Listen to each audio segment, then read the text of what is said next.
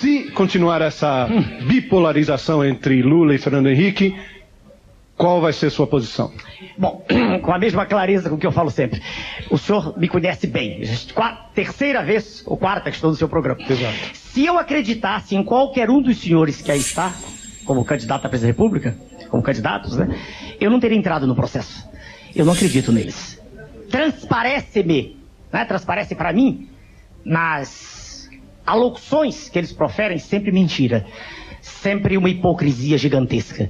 E de modo que eu estou sendo mais uma vez sincero. Se não chegar, não estarei do lado de ninguém. Recolho-me a minha posição de um cidadão comum, de professor de medicina.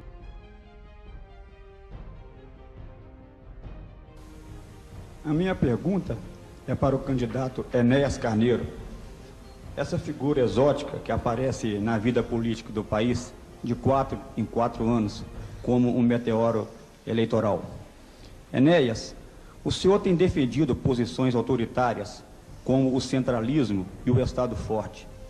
O senhor tem demonstrado preconceito contra os que não têm diploma, contra os que não têm curso superior, como mostrou no debate passado, ao atacar Lula por não ter curso superior. O senhor tem defendido posições ultranacionalistas.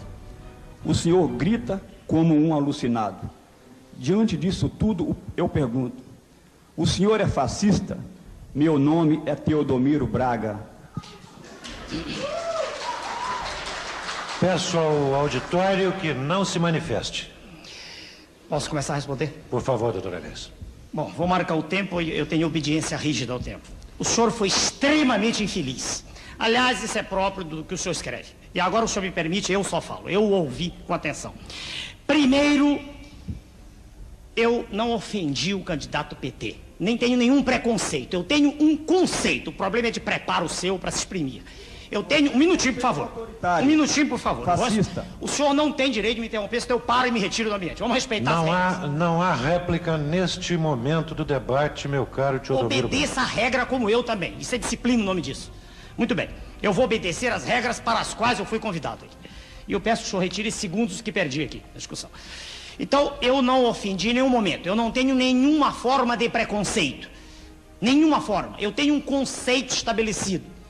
Para se dirigir um país, para se ter sob o seu comando a direção de uma nação continental como o Brasil, é fundamental que se tenha preparo. Não há nenhum preconceito quanto a isso. E o senhor candidato aqui presente, que poderá à frente defender-se, não detém escolaridade, e eu disse isso a ele com respeito, não o ataquei, não detém o volume de informações, o acervo de informações que é necessário para conduzir os destinos da nação. Foi isso que eu disse. O segundo ponto agora, isso eu estarei disposto aqui, se houver condição de discutir com ele, em questão aberta. Agora, o outro ponto, o senhor diz que eu sou autoritário. Eu detesto esta situação em que a nação brasileira se encontra, de absoluta desordem, em que não se respeita coisa nenhuma, em que os senhores da imprensa têm o poder total, como o senhor acabou de mostrar agora me interrompendo, em que os valores cívicos estão sendo todos lançados no ralo, em que não há mais na nação nenhum sentimento de respeito à família, porque no horário nobre passam-se cenas de lascívia, de sexo quase explícito, com a conivência dos diretores, e ninguém se preocupa em perguntar para um pai de família se ele gosta disso. Isso é liberdade absoluta. Então é contra tudo isso que eu ponho o meu discurso, a minha alocução. Quando o senhor me ofendeu agora, o senhor disse que eu sou exótico, se eu tenho barba é um problema meu, o senhor não tem nada a ver com isso. A sua visão de exótico...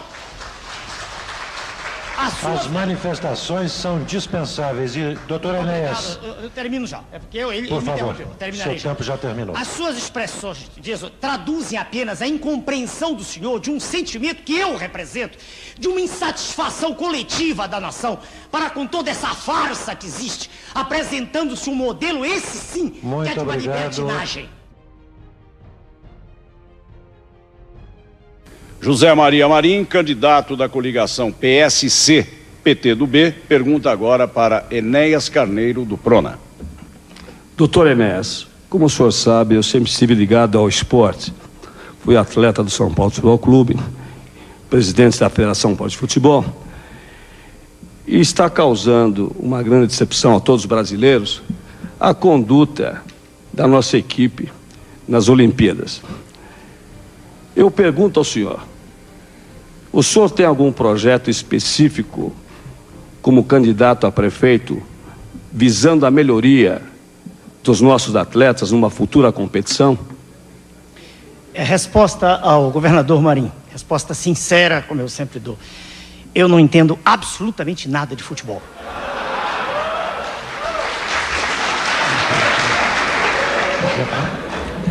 Eu queria aproveitar, já disse não, mas eu quero aproveitar meu tempo, tenho esse direito. Claro, 1 minuto e meio. Eu queria dizer para a população de São Paulo que o esporte é fundamental, mas que eu sou educador há mais de 3 décadas e meu esforço todo será investido em fazer com que o cérebro da criança que está nas ruas, que, como Aristóteles dizia, é um livro com as páginas em branco, que esse cérebro não seja contaminado pelo esquadrão da criminalidade, que toma essa criança, faz dela quase que um seu dependente. E pouco a pouco essa criança começa a furtar, daqui a pouco a assaltar a mão armada. Eu pretendo, se lá chegar nesse cargo, adaptar ao município o projeto nacional que tinha para a presidência da República. Projeto através do qual todas as crianças, isso aqui não é nada dito como projeto tolo, nécio, de pessoas que nem têm noção do que estão dizendo. Trazê-las todas e tenho o aval de desembargadores e juízes de menores. Essas crianças todas terão assistência plena em núcleos pequenos, abrigos. E a partir daí sim, essas crianças serão ressocializadas. Essas crianças poderão estar afastadas desse batalhão onde serão integradas. Pergunta para a candidata Marta Suplicy, do PT.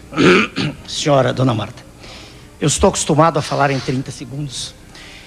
E quero ver como a senhora responde em 30 segundos.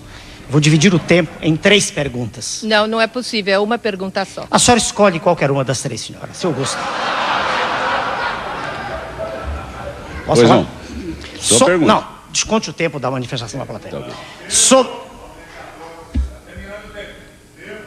Sobre o distrito de Marcilac, aqui em São Paulo. Olha, por favor, se vocês continuarem se manifestando, não é tempo, ele está dentro do tempo. Por favor, não tumultuem, senão nós vamos ser obrigados a retirá-los do recinto. Por favor, seu pouco tempo. de ordem, obrigado, senhor vereador.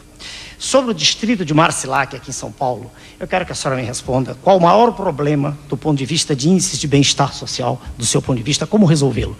A senhora escolhe sobre a potamografia de São Paulo, os problemas dela decorrentes para o município, qual a solução que a senhora propõe? Eu não estou sorrindo, dona Marta, estou lhe perguntando. A terceira, uma pergunta bem simples, se a senhora souber. Por favor. Qual é a composição, senhora, do ar atmosférico de São Paulo? Primeira coisa, eu queria me referir ao que foi dito do presidente de honra do meu partido, e que há vários anos acho que o senhor vem com essa história que o meu presidente se porta desse jeito. E eu queria dizer que esse documento é um documento que saiu no New York Times e saiu com centenas de assinaturas de prêmios Nobel, inclusive. Pessoas muito importantes que estudam essa questão. Não tem nada a ver com legalidade. Acabou o seu tempo, por favor. Vamos ter disciplina, senhor. Disciplina, por favor. Fale qualquer coisa aí. 30 segundos para sua pergunta. Uma beleza. Ótimo. Já que Sua Excelência, o ex-presidente da República, nada tem a dizer, eu tenho muito. Haveria necessidade de 1 hora de exposição, mas o avançado do tempo não permite que seja feito. E o mínimo de atenção e respeito pela paciência de todos que assistem aos pronunciamentos. Primeiro, dizer que poderia parecer despiciendas quaisquer considerações sobre o partido. Senhor? Não entendi.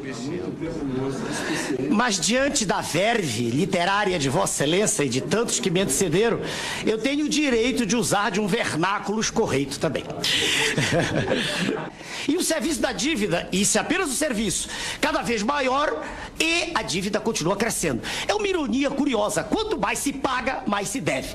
Não é problema do governo de Sua Excelência, o presidente Lula, que não entende nada disso. Desculpem os líderes do PT, mas Sua Excelência, já discuti com ele certa feita ao vivo, não tem o mínimo de arrumação intracromossomial específica para dirigir o país.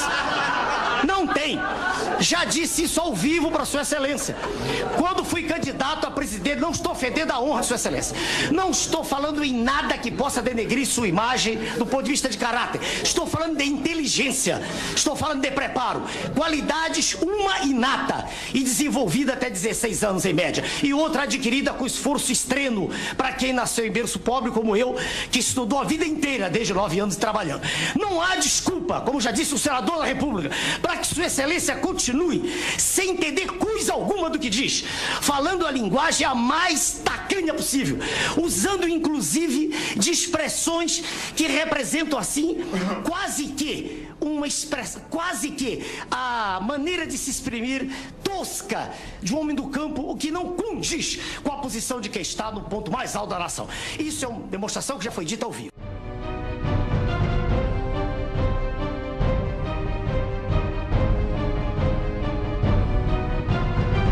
Meu nome é Enéas.